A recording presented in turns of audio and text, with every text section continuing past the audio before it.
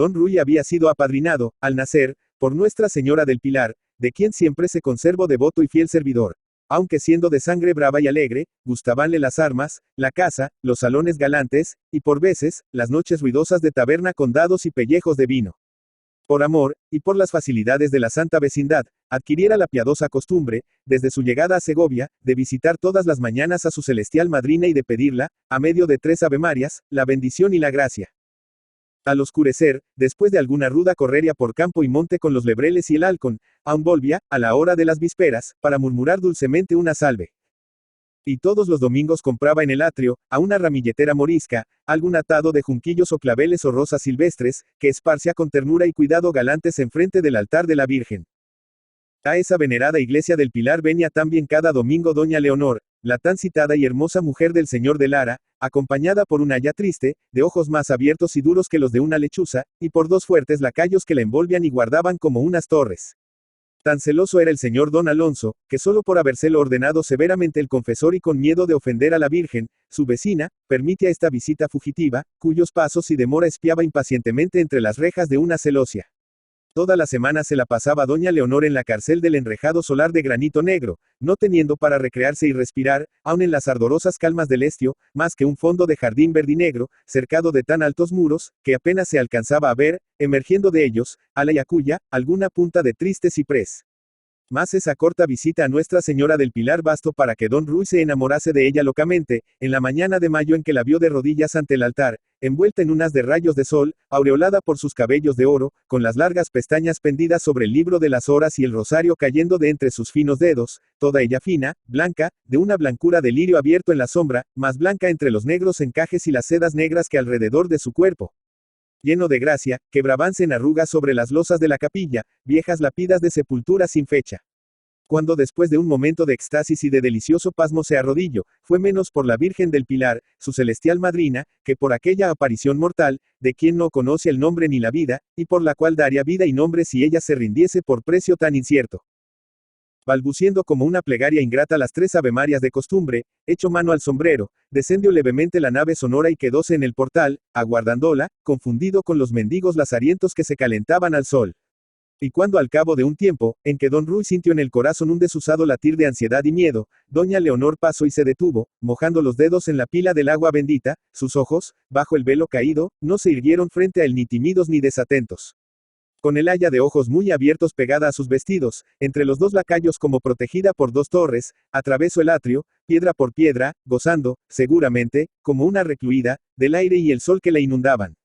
Y fue un espanto para don Ruy cuando la vio penetrar en la sombría arcada de gruesos pilares y desaparecer por una puertecilla de servicio cubierta de herrajes. Era, pues, doña Leonor, la linda y noble señora de don Alonso de Lara. Entonces comenzaron 7 penosos días, que el gasto en un pollo de su ventana, considerando aquella negra puerta, cubierta de herrajes, como si fuera la del paraíso y por ella tuviese que salir un ángel para anunciarle la bienaventuranza eterna. Hasta que llegó el esperado domingo, y pasando él por el atrio a la hora de prima, cuando repicaban las campanas, con la ofrenda de un manojo de claveles amarillos para su madrina, cruzó doña Leonor, que salía de entre los pilares de la oscura arcada, blanca, dulce y pensativa, al modo que sale la luna de entre las nubes. Los claveles casi se le cayeron en aquel alborozo, en que el pecho se le arqueó con la violencia del mar y el alma toda le huyó en tumulto a través de los ojos con que la devoraba. También ella levantó los suyos hacia don Ruy, pero unos ojos reposados, serenos, en que no lució curiosidad ni acaso conciencia de estarse trocando con otros tan encendidos y ennegrecidos por el deseo. El caballero no entró en la iglesia, quizá por el piadoso recelo de no prestar a su celestial madrina la atención que de seguro había de robarle aquella mujer que era solo humana, mas dueña ya de su corazón y en él divinizada. Esperó ávidamente a la puerta entre los mendigos, secando los claveles con el ardor de las manos trémulas, pensando cuánto se demoraba el rosario que doña Leonor rezaba. Aún no descendía ella por la nave y ya don Ruy advertía dentro del alma el dulce rugir de la seda que arrastraba por las losas. Pasó la blanca señora, y la misma mirada distraída que echó sobre los mendigos y por el atrio, dejó correr sobre él, o porque no comprendiese a aquel joven que de repente se tornaba tan pálido, o porque no le diferenciaba aún de las cosas y de las formas indiferentes. Don Ruy partió, conteniendo un hondo suspiro, y en su cuarto puso devotamente ante la imagen de la Virgen las flores que no le ofreciera en la iglesia ante su altar. Toda su vida se volvió entonces una larga queja por sentir tan fría e inhumana a la mujer, única entre las mujeres, que prendiera y tornara serio su corazón ligero y errante. Con una esperanza, en la que entreveía el desengaño, comenzó a rondar los altos muros del jardín, y otras veces, embosado en la capa, con el hombro contra una esquina, quedábase contemplando lentas horas las rejas de las celosías, gruesas y negras como las de una cárcel. Los muros no se abrían, de las rejas no salía siquiera un rastro de luz prometedor. Todo el solar era como un sepulcro. Para desahogarse compuso en largas veladas, sobre pergaminos, trovas dulces y gimentes, que no le consolaban. Delante del altar de la Virgen, sobre las mismas losas en que la había visto arrodillada, doblaba en las rodillas y quedaba, sin palabras de oración, en una añoranza amarga y dulce, esperando que su corazón serenase bajo la influencia de aquella que todo lo consuela y serena. Pero siempre sería más desdichado, teniendo apenas la sensación de cuán frías y rígidas eran las piedras sobre que se arrodillara. El mundo todo solo le parecía contener rigidez y frialdad. Otras claras mañanas de domingo encontró a doña Leonor, y siempre sus ojos permanecían descuidados, o cuando se cruzaban con los suyos era tan sencillamente, tan limpios de toda emoción, que don Rui los prefiriera ofendidos y brillando de ira o desviados con soberbio desdén. Cierto que doña Leonor ya le conocía, pero así conocía también a la vendedora morisca recogida delante de su cesto al borde de la fuente, o a los pobres que se calentaban al sol ante el portal de la iglesia. Ni don Rui podía pensar que fuese inhumana y fría. Era apenas soberanamente remota, como una estrella que en las alturas gira y refulge, sin saber que abajo, en un mundo que ella no distingue, ojos que no sospecha la contemplan, la adoran y la entregan el gobierno de su ventura y de su suerte. Entonces don Rui pensó. Ella no quiere, yo no puedo, fue un sueño que debe terminar. Nuestra Señora nos tenga a ambos de su mano. Y como era un caballero discreto, desde que la reconoció así, imperturbable en su indiferencia, no la buscó más, ni siquiera volvió a levantar los ojos para los hierros de sus rejas, y hasta ni penetraba en la iglesia de Nuestra Señora cuando, casualmente, desde el portal, la bella arrodillada, con su cabeza, tan llena de oro y de gracia, pendida sobre el libro de oración. 2.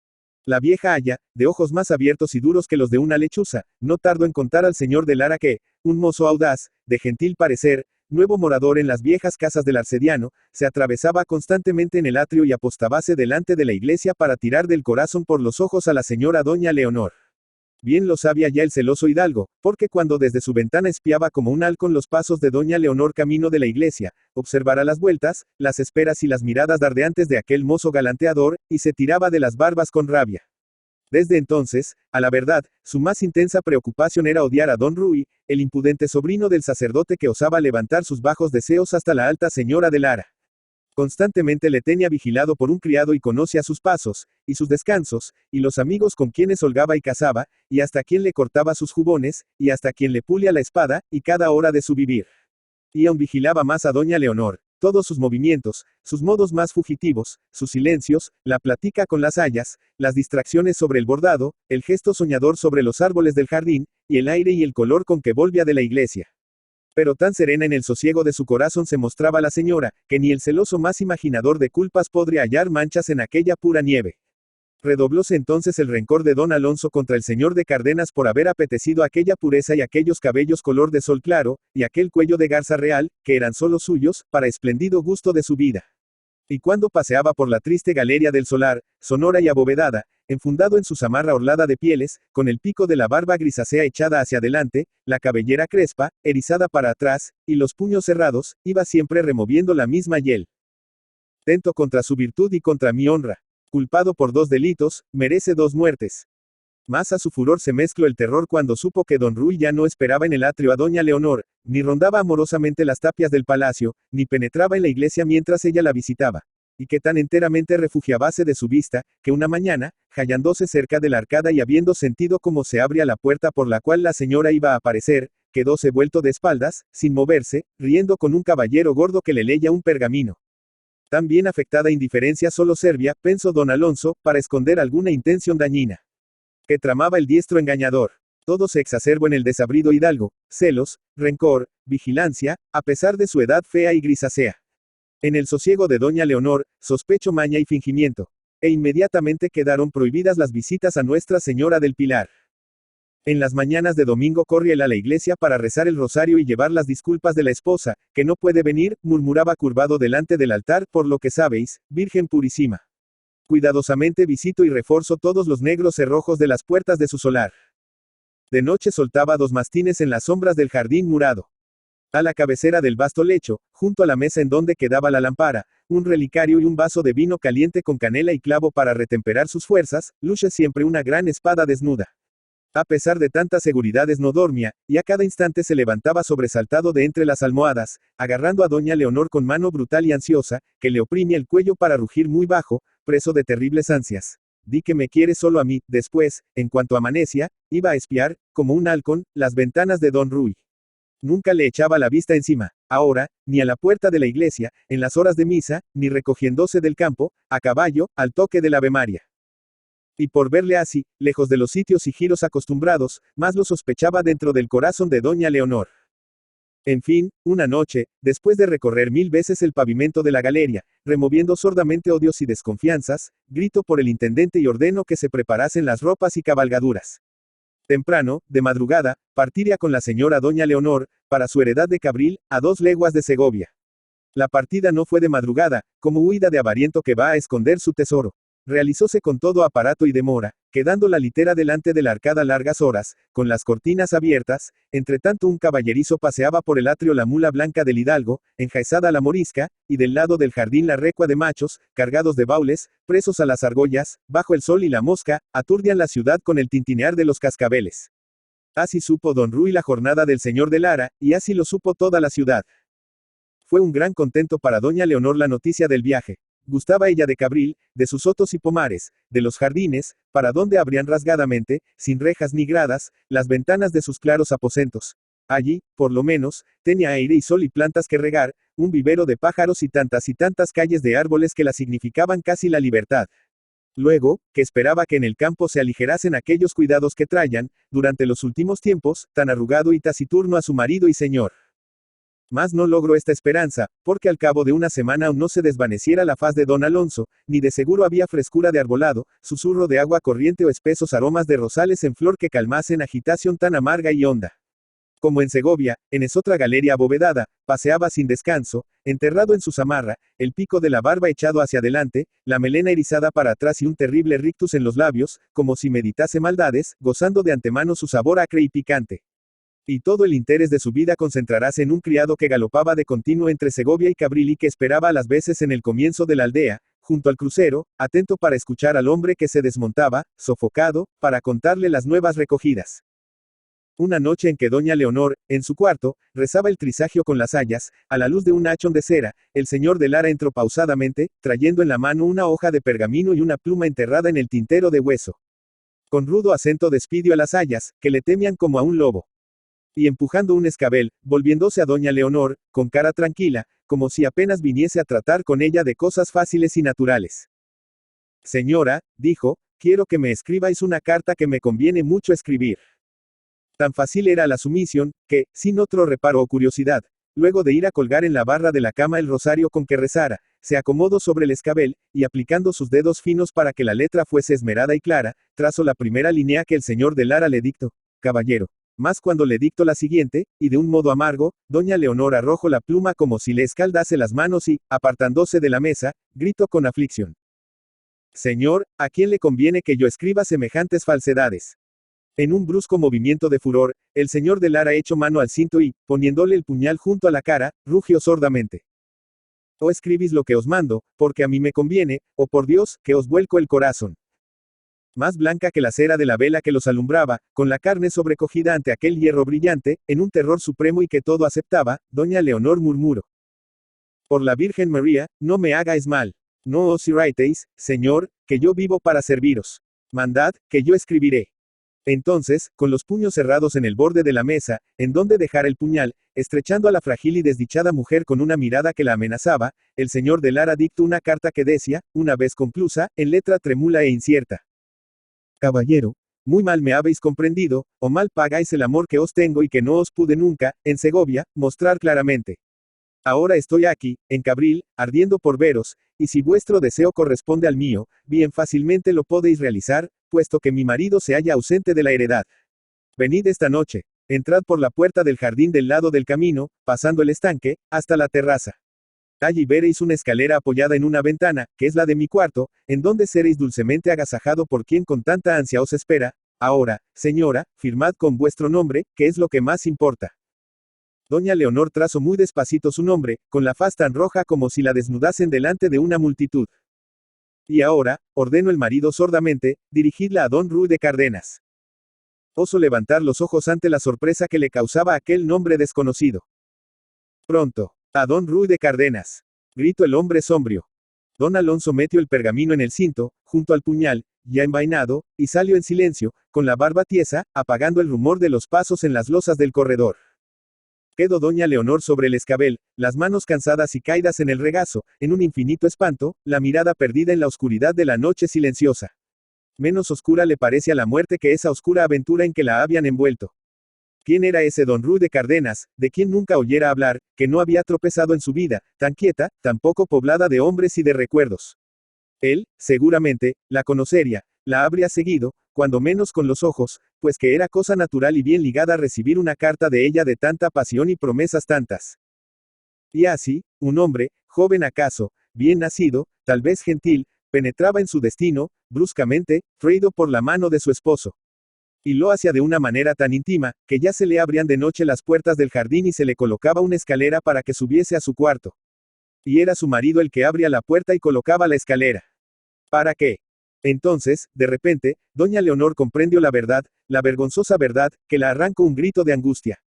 Era una celada. El señor de Lara atraía a Cabril, a ese don Ruy, con una promesa magnífica, para apoderarse de él y matarlo, indefenso y solitario.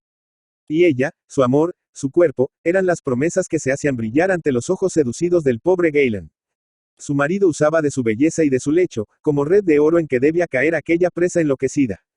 ¿Dónde habría mayor ofensa? ¿Y cuánta imprudencia? Bien podía ese don Ruy de Cárdenas desconfiar, no acceder a convite semejante, y después, mostrar por Segovia, triunfador y gozoso, aquella carta en que se le hacía oferta del lecho y del cuerpo de la mujer de don Alonso de Lara.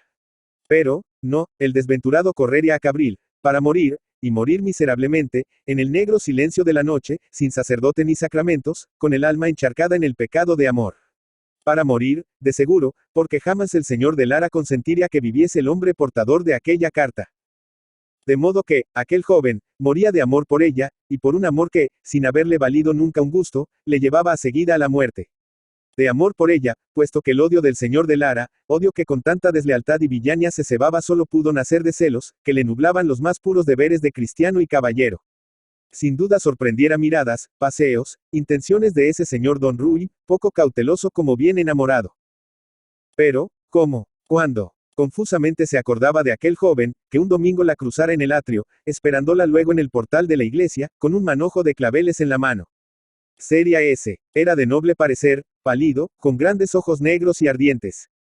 Ella pasara, indiferente, los claveles que retenía en la mano eran rojos y amarillos. ¿A quién se los llevaba? Ah, si lo pudiese avisar, muy temprano, de madrugada. ¿Cómo? Si no habría en Cabril criado o haya de quién fiarse. Pero iba a dejar que una espada innoble volcase aquel corazón, que venía lleno de ella, palpitando por ella, todo lleno de sus esperanzas.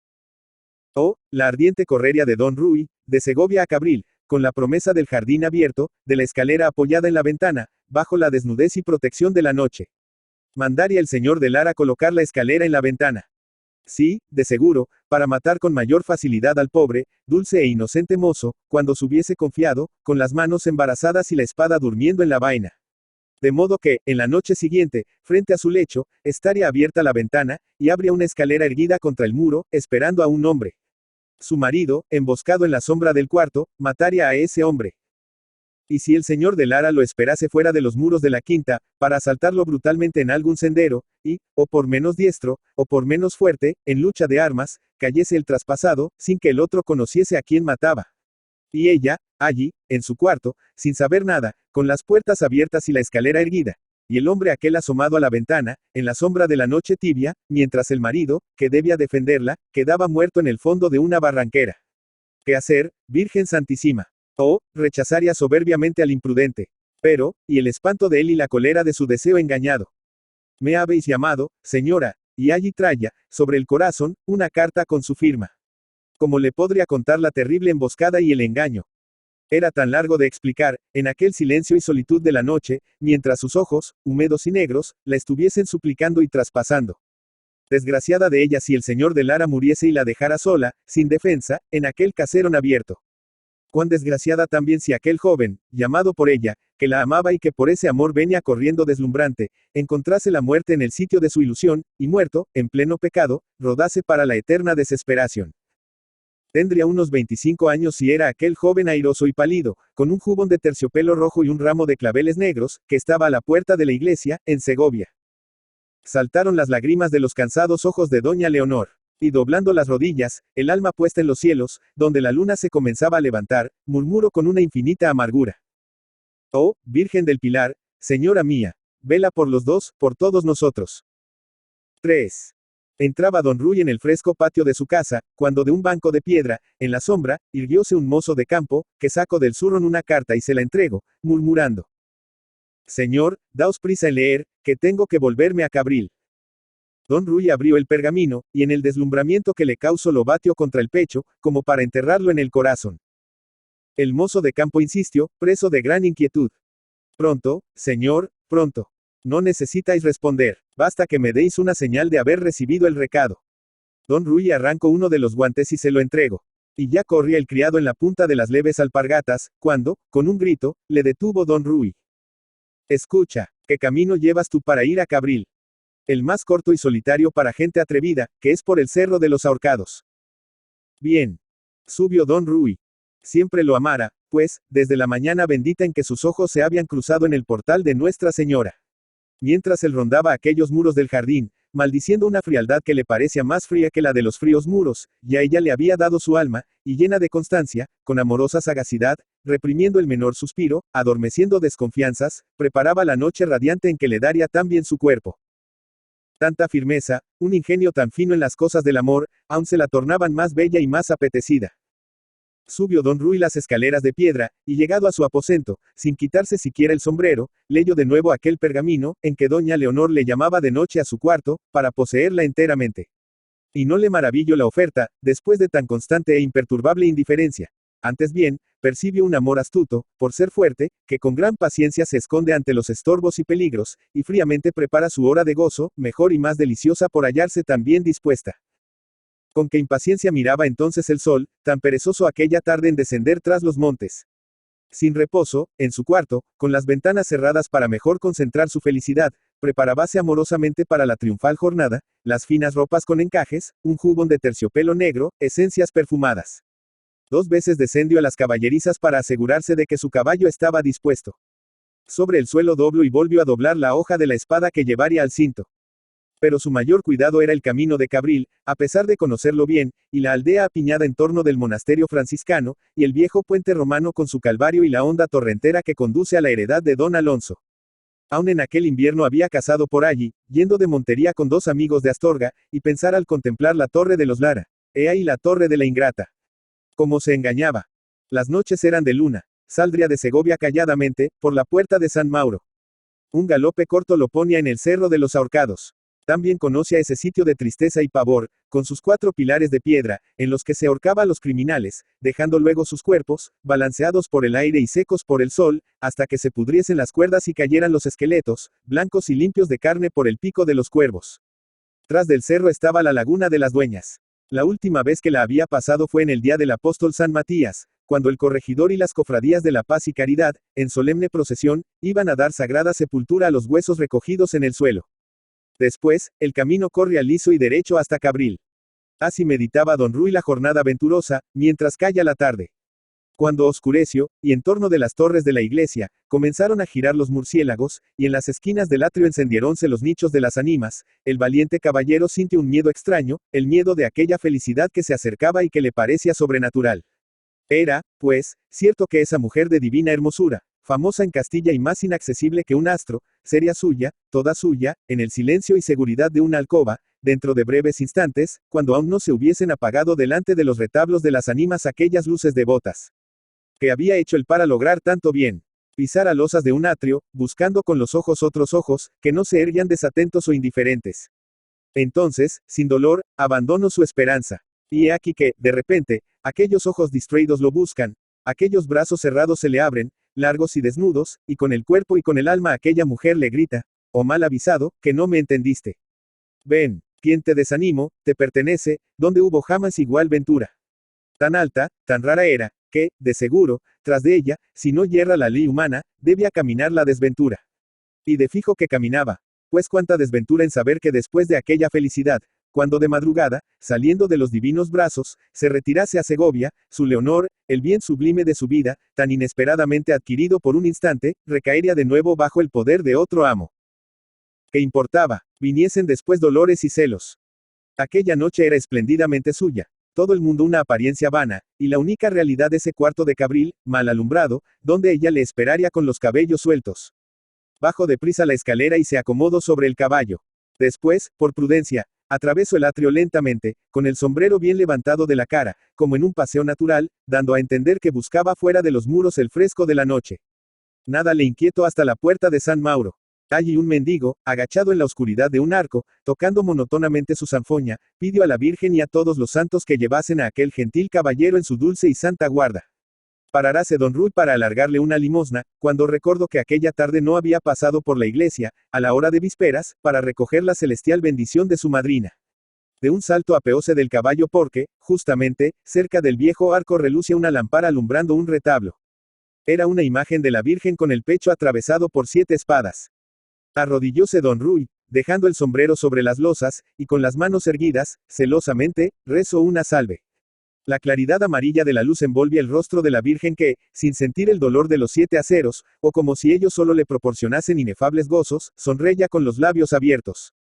Mientras rezaba, en el convento de Santo Domingo, comenzaron a tocar a agonía. Entre la sombra negra del arco, cesando la sonata en la zanfoña, el mendigo murmuró: un fraile se está muriendo. Don Ruy dijo un Ave María por el fraile. La Virgen de las 7 espadas sonreía dulcemente, el toque de agonía no era, pues, de mal presagio. Don Ruy montó de nuevo en el caballo, y partió alegremente. Más ala de la puerta de San Mauro, después de los hornos de los olleros, el camino seguía triste y negro entre las piteras. Tras de las colinas, al fondo de la planicie oscura, subía la primera claridad, amarilla y languida de la luna llena, próxima a aparecer. Y don Ruy marchaba al paso, recelando llegar a Cabril con tiempo de sobra, antes que las hayas y los criados terminasen el rosario y la velada. Porque no le marcaba doña Leonor la hora, en aquella carta tan clara y tan pensada. Su imaginación entonces corría adelante, rompía por el jardín de Cabril, escalaba aladamente la escalera prometida, y él corría también detrás en una carrera violenta, hasta levantar las piedras del camino mal unido. Después frenaba el caballo jadeante. Era temprano, muy temprano. Y retomaba el paso lento, sintiendo el corazón contra el pecho, como ave presa que bate en los hierros de una jaula. Así llegó al crucero, donde el camino se divide en 2, más juntos que las puntas de una horquilla, ambos cortando a través del vasto pinar. Descubierto delante de la imagen del crucificado, don Ruy tuvo un instante de angustia, pues no recordaba cuál de los dos conducía al cerro de los ahorcados. Ya se aventuraba por el más sombrío, cuando, de entre los pinos silenciosos, una luz surgió, bailando en la oscuridad. Era una vieja cubierta de harapos, con las largas melenas sueltas, dobladas sobre un cayado y llevando un candil. ¿A dónde va este camino?, gritó Ruy. La vieja puso la luz en alto para mirar al caballero. ¡Ah, jarama! Y luz y vieja inmediatamente se sumieron, fundidas en la sombra, como si de allí hubiesen surgido solo para avisar al Galen del hierro del camino. Volviérase rápidamente, y, rodeando el Calvario, galopó por la otra carretera hasta avistar, sobre la claridad del cielo, los pilares negros y los negros maderos del cerro de los ahorcados. Entonces detuvóse, derecho en los estribos. En un ribazo alto, seco, sin hierba ni brezo, ligados por un muro bajo, todo carcomido, levantábanse negros, enormes, sobre la amarillez de la luna, los 4 pilares de granito, semejantes a los 4 ángulos de una casa deshecha. Sobre los pilares posábanse 4 gruesos travesaños, de los cuales pendían 4 ahorcados, negros y rígidos, en el aire parado y mudo. Todo en torno parecía tan muerto como ellos. Enormes aves de rapiña dormían encaramadas sobre los maderos. Más ala brillaba lívidamente el agua muerta de la laguna de las Dueñas. Iba la luna grande y llena por el cielo. Don Ruy murmuró el Padre Nuestro, debido por todo cristiano a aquellas almas culpadas. Y después impelió al caballo y pasaba, cuando, en el inmenso silencio y en la inmensa soledad, resonó una voz que le llamaba, suplicante y lenta. Caballero, deteneos, venid acá. Don Ruy cogió bruscamente las riendas y, erguido sobre los estribos, recorrió con los ojos espantados todo el siniestro yermo. Veíase el cerro áspero, el agua brillante y muda, los maderos, los muertos. Pensó que fuera ilusión de la noche u osadía de algún demonio errante. Y serenamente picó el caballo, sin sobresalto, ni temor, como en una calle de la ciudad. Pero, detrás, tornó a surgir la voz, que le llamaba urgentemente, ansiosa, casi aflictiva. Caballero, esperad, no os vayáis, volved, llegad aquí. De nuevo don Ruy paróse, y vuelto sobre la silla, se encaró con los 4 cuerpos pendientes de los maderos. Allí sonaba la voz que, siendo humana, solo podía salir de forma humana. Uno de esos ahorcados, pues, era el que le había llamado con tanta prisa y ansia. Restaría en alguno, por maravillosa merced de Dios, aliento y vida. O sería que, por mayor maravilla, uno de esos esqueletos medio podridos le detenía para transmitirle avisos de ultratumba. Que la voz partiese de un cuerpo vivo o de un cuerpo muerto, era cobardía huir pavorosamente, sin atender a lo que se le demandaba. Dirigió el animal para dentro del cerro, y parando, derecho y tranquilo, con la mano en el costado, después de mirar uno por uno los 4 cuerpos suspensos, gritó. ¿Cuál de vosotros, hombres ahorcados, oso llamar por don Ruy de Cardenas? En esto, aquel que volvía la espalda a la luna llena, respondió desde lo alto de la cuerda, natural y tranquilamente, como quien habla desde la ventana a la calle. Señor, fui yo. Don Ruy hizo avanzar el caballo hasta colocarse enfrente de él. No le distinguía la faz, enterrada en el pecho, escondida por largas y negras melenas sueltas. Solo percibió que tenía libres y desamarradas las manos y los pies, estos resecos y del color del betún. ¿Qué me quieres? El ahorcado, suspirando, murmuró. Señor, hacedme la gran merced de cortar esta cuerda en que estoy colgado. Don Ruy arrancó la espada, y con un solo golpe certero cortó la cuerda. Con un siniestro sonido de huesos entrechocados el cuerpo cayó en el suelo, en el cual quedó un momento estirado cuán largo era. Pero inmediatamente se enderezó sobre los pies, mal seguros y aún durmientes, y levantó para don Ruy su faz muerta, que era una calavera con la piel más amarilla que la luna que la envolvía. Los ojos estaban faltos de brillo y movimiento, los labios se le fruncían en una sonrisa empedernida. De entre los dientes blancos asomaba la punta de una lengua tan negra como el carbón. Don Ruy no mostró terror ni asco. Y envainando serenamente la espada, ¿tú estás vivo o muerto? Pregunto. El hombre encogió los hombros con lentitud. Señor, no sé, ¿quién sabe lo que es la vida? ¿Quién sabe lo que es la muerte? ¿Pero qué quieres de mí? El ahorcado, con los largos dedos descarnados, alargó el nudo de la cuerda, que aún le lazaba el cuello, y declaró serena y firmemente, Señor, tengo que acompañaros a Cabril, ¿a dónde vais? El caballero estremecióse con tan fuerte asombro, soltando las bridas, que el caballo se empinó, como asombrado también. Conmigo a Cabril. El hombre curvó el espinazo, en el que se distinguían todos los huesos, más agudos que los dientes de una sierra, a través de un largo rasgón de la camisa de estameña. Señor, suplico, no me lo neguéis. Tengo que recibir un gran salario si os hago este gran servicio. Don Ruy pensó de pronto que bien podía ser aquella alguna traza formidable del demonio. Y clavando sus ojos brillantes en la faz muerta que se le ofrece ansiosa, en espera del consentimiento, hizo una lenta y larga señal de la cruz. El ahorcado dobló las rodillas con asustada reverencia. Señor, para que me probáis con esa señal. Solo por ella alcanzamos remisión, y yo solo de ella espero misericordia. Entonces don Ruy pensó que si ese hombre no era mandado por el demonio, bien podía ser mandado por Dios. Y luego, devotamente, con un gesto sumiso en que todo lo entregaba al cielo, consintió, aceptó el pavoroso acompañamiento. Ven conmigo, pues, a Cabril, si Dios te manda. Pero yo nada te preguntaré ni tú me preguntes nada. Encaminó el caballo a la carretera, toda alumbrada por la luna. El ahorcado seguía a su lado con pasos tan ligeros, que hasta cuando don Ruy galopaba, conservábase cerca del estribo, como llevado por un viento mudo. A las veces, para respirar más libremente, aflojaba el nudo de la cuerda que le enroscaba el pescuezo. Y cuando pasaban entre cebes donde erraba el aroma de las flores silvestres, el hombre murmuraba con infinito alivio y dulzura. ¡Qué gusto da correr! Don Ruy iba poseído de asombro, con un tormentoso cuidado.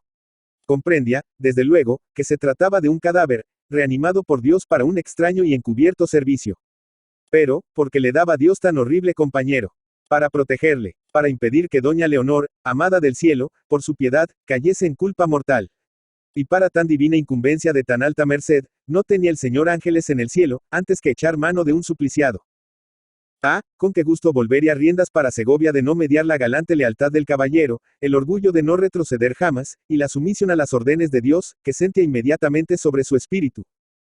Desde un alto de la carretera, de repente, avistaron Cabril, las torres del convento franciscano albeando al lunar, los casales dormidos entre las huertas. Silenciosamente, sin que un perro ladrase detrás de las cancelas o por cima de los muros, descendieron el viejo puente romano.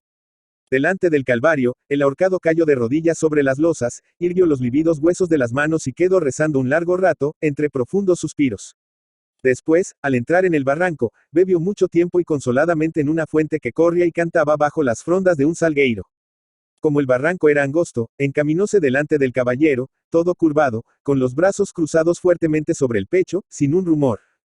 La luna reteníase en lo más alto del cielo. Don Ruy consideraba con amargura aquel disco, lleno y lustroso, que esparcía tanta y tan indiscreta claridad sobre el misterio que le llevaba a Cabril. Ah, cómo se estragaba la noche, que debía ser divina. Una enorme luna surgía de entre los montes para alumbrarlo todo. Un ahorcado descendía del suplicio para seguirle y entrar en lo íntimo de su secreto. Así lo ordenaba Dios. Más que tristeza llegar a la dulce puerta prometida con tal intruso a su lado, bajo aquel cielo de claridad tan viva. De improviso, el ahorcado detúvose, levantando el brazo, del cual pendía la manga en harapos. Era el fin del barranco, que desembocaba en camino más amplio y largo, y delante de ellos blanqueaba el muro de la finca de don Alonso, que tenía allí un mirador, con barandilla de piedra, todo revestido de begonias. Señor, murmuró el ahorcado, sujetando con respeto el estribo de don Ruy, a pocos pasos de este mirador está la puerta por donde debéis penetrar en el jardín. Conviene que dejéis aquí el caballo, atado a un árbol, si es seguro y fiel. En la empresa en que nos hallamos, ya es de más el rumor de nuestros pies. Don Ruy apeóse en silencio y prendió el caballo, que tenía por fiel y seguro, al tronco de un álamo seco. Y tan sumiso se tornaba aquel compañero impuesto por Dios, que sin otro reparo le fue siguiendo por la orilla del muro que la luna alumbraba. Con pausada cautela, en la punta de los pies desnudos, avanzaba ahora el ahorcado, vigilando el alto del muro, sondando en la negrura de la sebe, parándose a escuchar rumores, que solo para él eran perceptibles, porque nunca don Ruy conociera noche más hondamente adormecida y muda. Y el espanto, en quien debía ser indiferente a los peligros humanos, fue adueñándose también del valeroso caballero, que sacó el puñal de la vaina, y con la capa arrollada al brazo, marchaba a la defensiva, atenta y escudriñadora la mirada, como en un camino de emboscada y lucha. Así llegaron a una puertecita, que el ahorcado empujó, abriéndose sin quejido de los goznes. Penetraron en una calle bordeada de espesos bojes hasta llegar a un estanque lleno de agua, donde flotaban hojas de nenufaris, y que toscos bancos de piedra circundaban, cubiertos por la rama de arbustos en flor. Por allí, murmuró el ahorcado, extendiendo el brazo descarnado. Señalaba una avenida que densos y viejos árboles abovedaban y oscurecían. Por ella se metieron, como sombras en la sombra, el ahorcado delante, don Ruy siguiéndole muy sutilmente, sin rozar una rama, mal pisando la arena. Un leve hilo de agua susurraba en el césped. Por los troncos subían rosales trepadores, que desprendían dulce aroma. El corazón de don Ruy recomenzó a batir con una esperanza de amor. Chist, hizo el ahorcado. Y don Ruy casi tropezó con el siniestro hombre estancado, con los brazos abiertos, como las trancas de una cancilla. Delante de ellos, 4 pasos de escalera de piedra subían a una terraza, en la cual la claridad era amplia y libre. Agachados, treparon los escalones, y al fondo de un jardín sin árboles, todo en cuarteles de flores bien recortados, orlados de boj corto, avistaron un lado de la casa, batido por la luna llena. En el centro, entre las ventanas cerradas, un balcón de piedra, conservaba de par en par abiertas las maderas de los ventanales. El cuarto dentro, apagado, era como un agujero de tiniebla en la claridad de la fachada, que bañaba el lunar. Y, arrimada contra el balcón, estaba una escalera con los tramos de cuerda. El ahorcado empujó a don Ruy para la oscuridad de la avenida. Y allí, con un gesto preciso, dominando al caballero, exclamó: Señor, ahora conviene que me deis la capa y el sombrero. Quedaos aquí, en la oscuridad de estos árboles. Voy a subir la escalera para observar lo que pasa dentro de aquel cuarto. Si es lo que deseáis, aquí volveré, y que Dios os haga muy feliz. Don Ruy echóse atrás con el horror de que tal criatura subiese a la ventana. Luego murmuró sordamente: No, por Dios. Pero la mano del ahorcado, lívida en la oscuridad, bruscamente le arrancó el sombrero de la cabeza y la capa de entre los brazos. Y se cubría, se embozaba, murmurando en una súplica ansiosa: No me lo neguéis, señor, que por haceros este servicio ganaré una gran merced. Y subió de nuevo los escalones. Estaba en la larga y alumbrada terraza. Don Ruy subió, atontado, y espio. ¡Oh maravilla! Era él, don Ruy, de la cabeza a los pies, en la figura y en el modo, aquel hombre que, por entre los cuarteles y el boj cortado, avanzaba, airoso y leve, con la mano en la cintura, la faz erguida risueñamente hacia la ventana, la larga pluma escarlata del sombrero balanceándose triunfal. El hombre avanzaba bajo la claridad espléndida. El cuarto amoroso aguardaba abierto y negro. El hombre hallábase al pie de la escalera. Desembozo la capa y asento el pie en el primer tramo. Oh, alabá, ya sube el maldito, rugió don Rui. El ahorcado subía, ya la alta figura, que era él, el propio don Rui, estaba a mitad de la escalera, toda negra contra la blanca pared. Detuvóse, no, no, subía, llegaba, posaba la rodilla cautelosa sobre el borde de baranda. Mirábalo don Rui desesperadamente con los ojos, con el alma, con todo su ser. Y he ahí que, de repente, del cuarto negro surge un negro bulto, una furiosa voz, villano, villano, y una lámina de daga brilla y cae, y otra vez se levanta y brilla y vuelve a caer, y aún refulge y torna a hundirse. Como un fardo, de lo alto de la escalera, pesadamente, el ahorcado cae sobre la tierra muelle. Vidrieras y ventanas se cierran a seguida, con fragor. Y no hubo más, sino el silencio, la oscuridad y la luna alta y redonda en el cielo de verano. Al comprender don Rui la traición, desenvainó la espada, ganando la oscuridad de la avenida, cuando, oh milagro, corriendo por la terraza aparece el ahorcado, que le agarra por la manga y le grita. A caballo, señor, volando, que el encuentro no era de amor, sino de muerte. Ambos descienden a toda prisa la avenida, costean el estanque bajo el refugio de los arbustos en flor, metense por la calle estrecha orlada de tejos, abren la puerta y, de pronto, paranse, sofocados, en la carretera, donde la luna, más refulgente, más llena, simulaba la claridad del sol. Y entonces, solo entonces, don Rui descubrió que el ahorcado conservaba clavada en el pecho, hasta los pomos, la daga, cuya punta le salía por la espalda, lucida y limpia. Pero ya el pavoroso hombre le empujaba nuevamente. A caballo, señor, volando, que aún tenemos encima la traición. Horrorizado, con una ansia de terminar aventura tan llena de espanto y de milagro, don Rui cogió las riendas y comenzó a cabalgar sufridamente.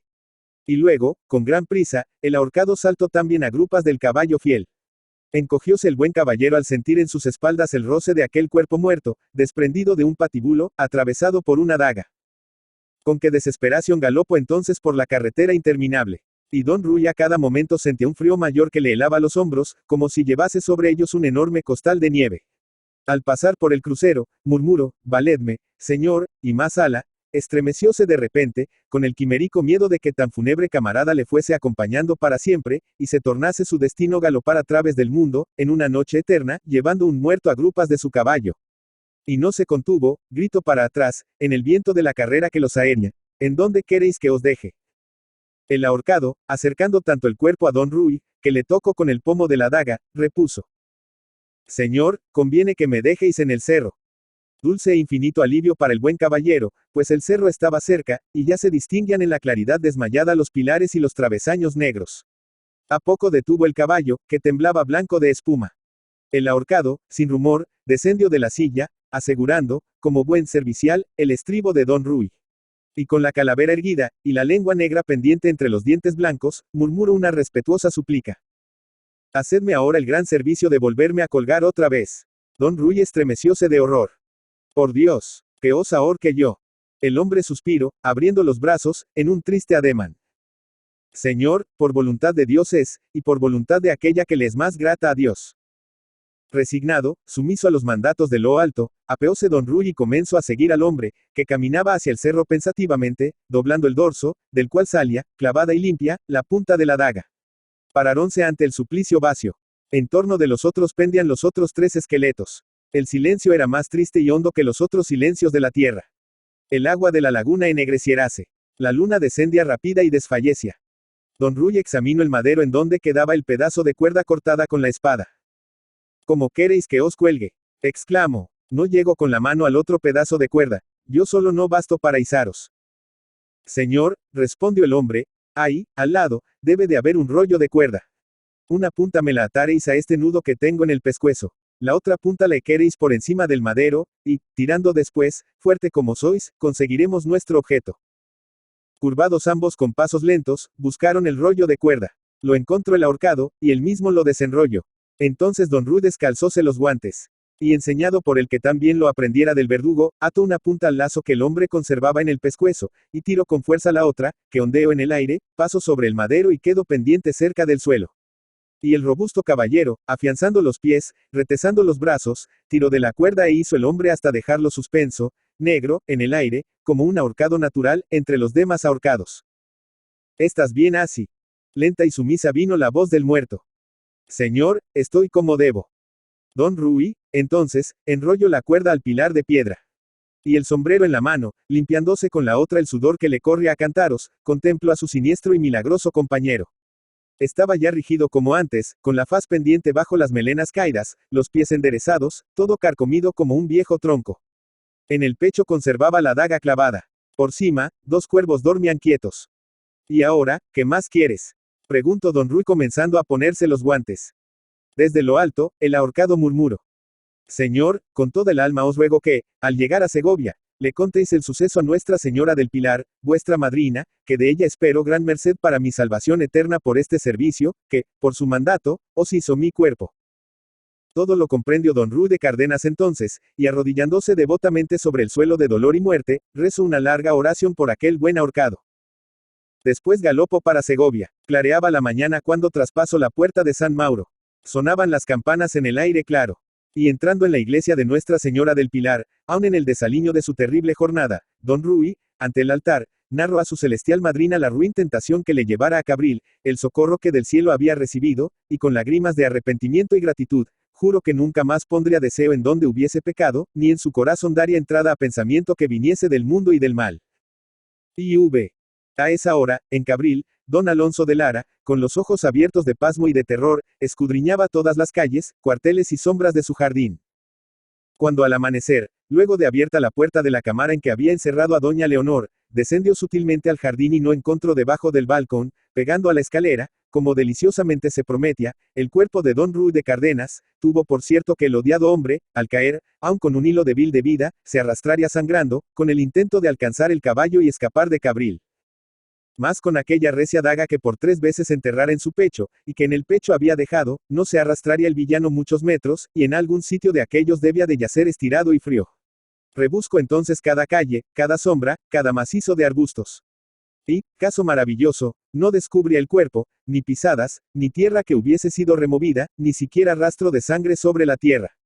Y, sin embargo, mano certera y hambrienta de venganza, 3 veces le clavara la daga en el pecho y en el pecho se la dejara. Y era Rui de Cárdenas el muerto, que bien lo había conocido desde el fondo del cuarto donde espiaba, cuando a la claridad de la luna atravesó la terraza, confiado, ligero, con la mano en la cintura, la faz risueñamente erguida y la pluma del sombrero balanceándose en triunfo. ¿Cómo podría suceder una cosa tan rara, un cuerpo mortal sobreviviendo a un hierro que 3 veces le atraviesa el corazón y en el corazón le queda clavado? Y la mayor rareza era que ni en el suelo, debajo de la ventana, señalábase el vestigio de aquel cuerpo fuerte, caído pesadamente como un fardo. Ni una flor machucada, todas derechas, erguidas, frescas, con leves gotas de rocío sobre las corolas.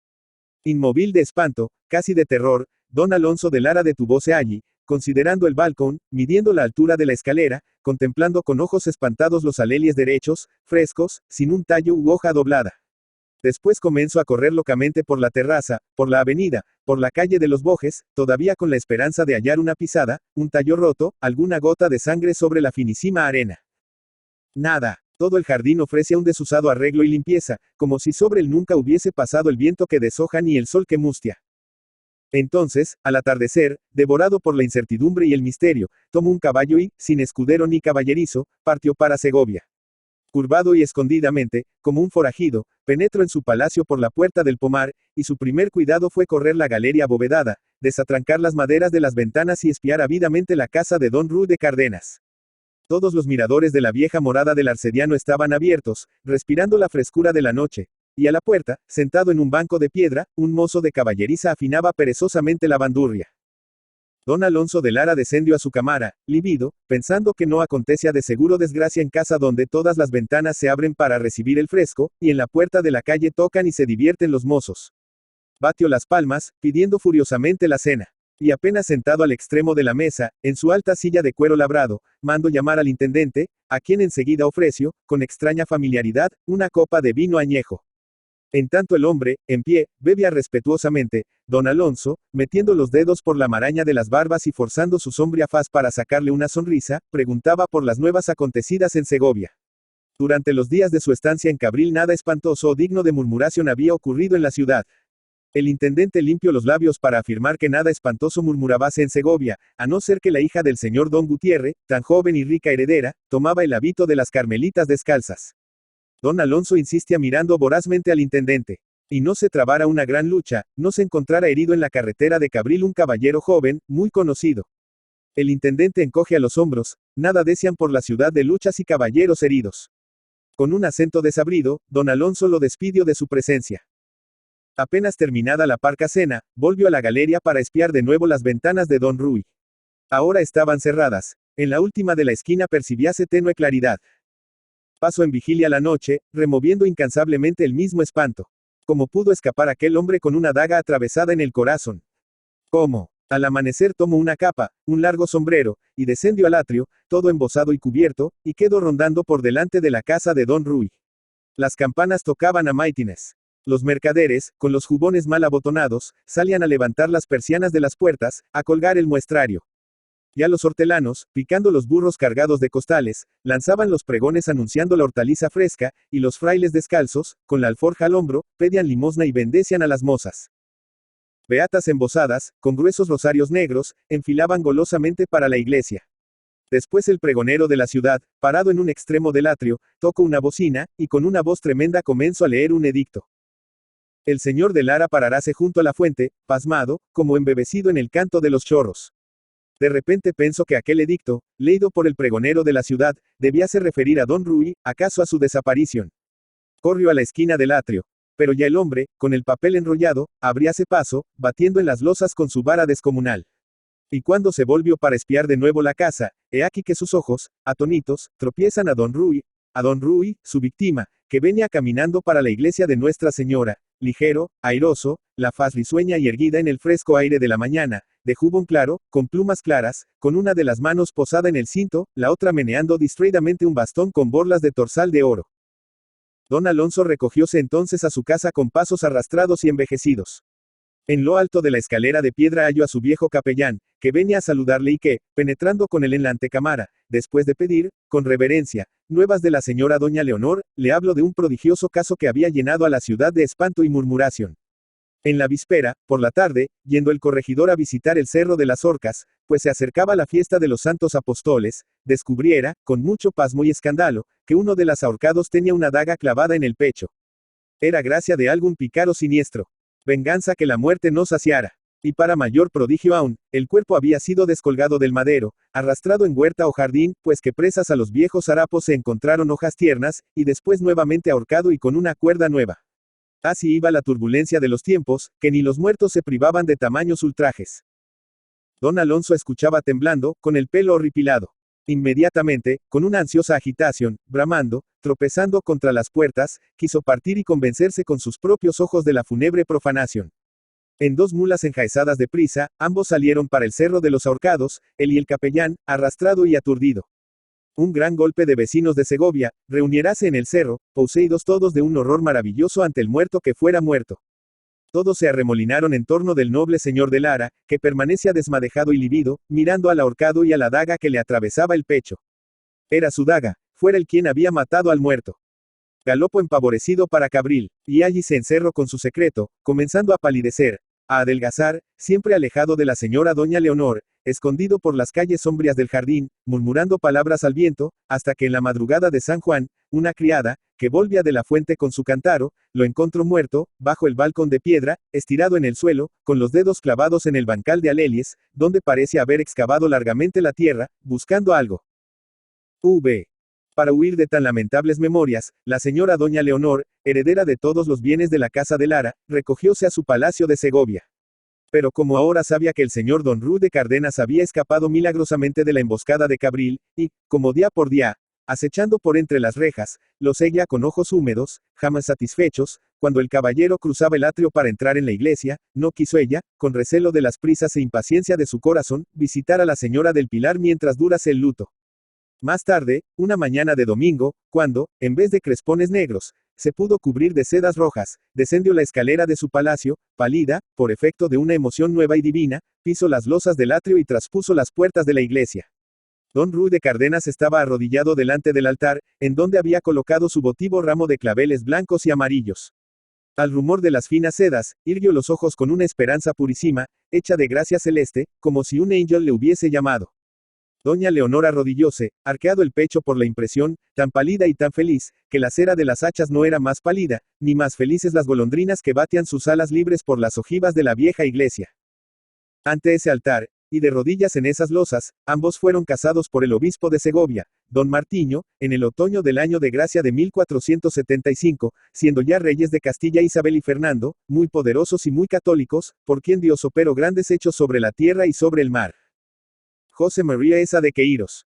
José María de Eza de Queiroza. Póvoa de Barcín, 25 de noviembre de 1845, París, 16 de agosto de 1900, fue un escritor y diplomático portugués, considerado por muchos el mejor realista de su país en el siglo XIX. Entre otras novelas de reconocida importancia, destaca Los Maya. Con 16 años, en 1861, inició sus estudios de Derecho en la Universidad de Coimbra, donde trabó amistad con Antero de Quental y Teófilo Braga. Se licenció en 1866. Durante el último curso, se estrenó como escritor publicando una serie de 10 artículos, con el título general de Notas Marginales, en el diario Gaceta de Portugal. Dichos artículos, que serían más tarde recogidos en su libro Prosas Bárbaras, chocaron al público portugués por la novedad de su estilo. En 1866, concluidos sus estudios universitarios, se instaló en Lisboa, en casa de sus padres, y al año siguiente abrió despacho de abogado en la capital portuguesa. Continuó colaborando con la Gaceta de Portugal, aunque por un breve periodo, entre finales de 1866 y julio de 1867, residió en Évora, donde se ocupó de la dirección del diario local, Distrito de Évora. A finales de 1867 fue uno de los socios fundadores del Cenáculo, junto con Jaime Batalla Reis, José Fontana, Augusto Fuscini, Oliveira Martins, Ramalho Ortigao y Salomão Zaraga.